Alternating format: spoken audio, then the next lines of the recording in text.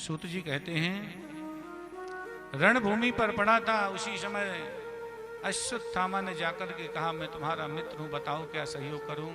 अश्वत्थामा बोला, जाओ उन पांचों पांडवों के सिर कलम करके लाओ, यदि तुम मेरे सच्चे मित्र हो तो।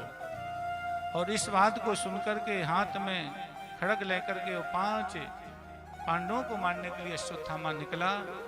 और रात्रि में जिस शिविर में द्रौपदी सोई थी, उनके 5 बच्चे सोए थे, उन 5 बच्चों को पांचों पांडव समझ करके अश्वत्थामा ने उनके केस के सहित, गर्दन के सहित उनका अपने खड़ग से उनका सिर का मुंडन कर दिया और सिर खंडित करके थैले में ले करके और अपने मित्र के पास में पहुंच गया। देखो मित्र, मैं 5 पांडवों को मार के लाया हूं। दुर्योधन ने जब देखा कि ये 5 पांडव नहीं, ये तो 5 पांडवों के पुत्र हैं, तो दुर्योधन बोला, तुमने बहुत बड़ा अपराध कर दिया, बाल हत्या। देखो, बाल हत्या, गौ हत्या, नारी की हत्या, ब्रह्म हत्या, ब्राह्मण की हत्या, ये कुछ ऐसी हत्याएं होती कि इन हत्याओं से कोई बच नहीं सकता है। हमसे गाय मर गई, हमने जाकर के गंगा में स्नान कर लिया, कुछ भंडारा कर दिया, उससे आपका पुण्य का प्रायश्चित नहीं होगा, केवल आप शुद्ध हो गए हो। भाई गंगा में स्नान कर लिया तो शुद्ध हो गए, आपने किसी को खिला दिया तो थोड़ा आपके अन्न का दान हो गया, लेकिन आपका जो पाप है वो आपसे पीछा नहीं छोड़ाने वाला है। पाप बहुत बड़ा है और काम छोटा सा कर दिया, तो इससे क्या होगा, आप पीछे, आपके पाप आपके पीछे पड़े रहेंगे। तुमने बहुत गलत कार्य किया मित्र। द्रौपदी की जब नींद खुली, आप कल्पना करो उस मां के हृदय में कितनी बड़ी पीड़ा हुई होगी, उसको कितना बड़ा दुख हुआ होगा। द्रौपदी ने जब अपने नेत्र खोले और नेत्र खोल करके बगल में झांक करके देखा कि 5 बच्चे तो हैं, लेकिन उनका जब चद्दर हटा करके देखा, कपड़ा हटा के देखा, तो 5 बच्चे के सिर नहीं है। ओहो, सिर ना देख करके द्रौपदी के पैर से जमीन खिसक गई, द्रौपदी धड़ाम से जमीन पर गिर गई।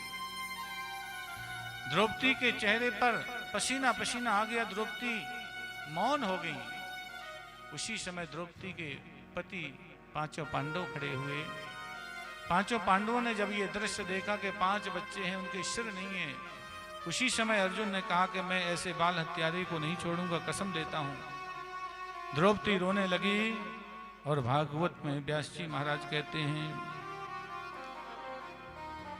माता शिशूनां निधिनं सुतानां निशम्य घोरं परितप्यमानम्। भागवत कहती कि सबसे बड़ा यदि किसी को दुख है मनुष्य जीवन में, तो सबसे बड़ा दुख ये है कि माता पिता के सामने जब मृत हो जाते हैं, बच्चे मर जाते हैं, और तो माता पिता सारे दुखों को सहन कर सकता है, लेकिन ये दुख उससे सहन नहीं होता है। कई बार माता पिता बच्चे के ना रहने पर रहते जरूर हैं, लेकिन वो मरे जैसे रहते, बोले हम तो पहले ही मर गए, क्योंकि उनकी आत्मा उनके बच्चे होते हैं, और इससे बड़ा और कोई कष्ट नहीं बताया भागवत में। द्रौपदी कहती कि ये तो मेरे जीवन का सबसे बड़ा दुख है कि मेरी माँ, द्रौपदी कहती मेरे बच्चे मेरे सामने ही मृत हो गए। रोने लगी द्रौपदी। रोती हुई द्रौपदी को समझाने के लिए माता कुंती ने बहुत समझाया, और अश्वत्थामा ने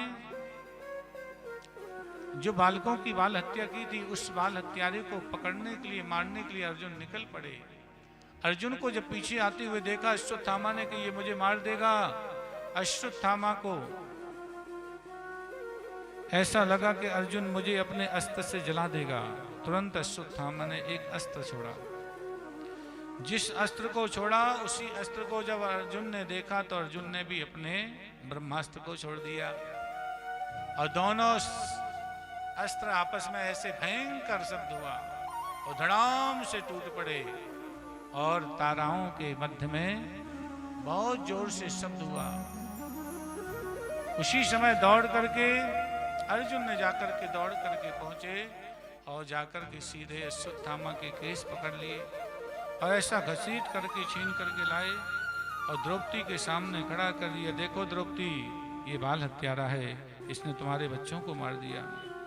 द्रौपदी कहती हैं अब इसने तो मार दिया, इसके मारने से मेरे बच्चे तो मुझे नहीं मिलेंगे। इसलिए द्रौपदी के मन में दया आ गई। द्रौपदी कहती है मत मारो इसे। मुच्यताम मुच्यतामेशो ब्राह्मणो नित्यराम गुरु। द्रौपदी कहती है ब्राह्मण है, ब्राह्मण तो सदा गुरु के तुल्य होता है, और वैसे भी ये गुरु पुत्र है, इसको मत मारो। भगवान कृष्ण कहते हैं कि ब्रह्म बंधुर न हंतव्यम आतताई बधारणा। भगवान कहते हैं आतताई को छोड़ना नहीं चाहिए, और बाल हत्यारे को, आतताई को छोड़ना नहीं चाहिए। कोई आतताई है, बाल हत्यारा है तो उसको छोड़ना नहीं चाहिए। लेकिन भगवान कहते हैं यदि कोई ब्राह्मण है तो उसको मारना भी नहीं चाहिए। ये भगवान का धर्म का वचन है। ये उसी समय भगवान के इशारे को अर्जुन ने समझा और अश्वत्थामा के मस्तक पर जिस मणि को देखा उस मणि को निकाला, उसका मुंडन किया और समाज में उसको अपमानित करके निकाल दिया बाहर। समाज से जिसका बहिष्कार हो जाता है, अपमान हो जाता है, वो समझो जीते जी भी वो मृत्यु के ही तुल्य है। वो जी तो रहा है लेकिन बस मरा हुआ जी रहा है।